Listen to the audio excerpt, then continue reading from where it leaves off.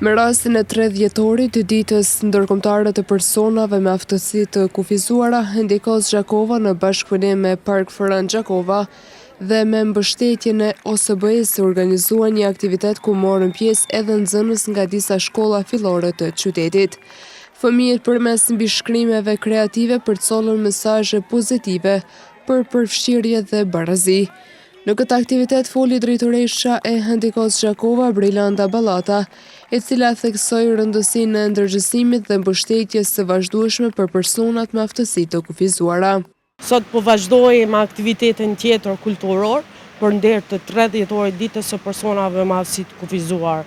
Këto aktivitete janë duke realizuar për vetëdijsimin e personave dhe shoqërisë dhe institucioneve se personat me aftësi të kufizuar duhen të përfshihen në të gjitha aktivitetet dhe pozitat edhe në sport edhe në arsime dhe në shëndetësi.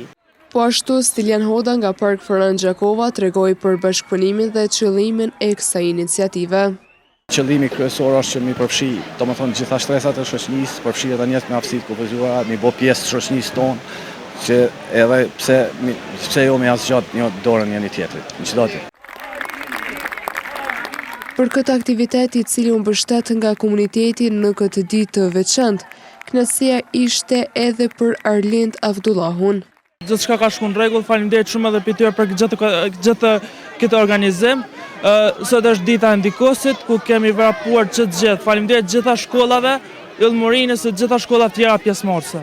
Ndërsa një nxënëse pjesëmarrëse tha se është e lumtur që pati mundësi të marrë pjesë në këtë aktivitet.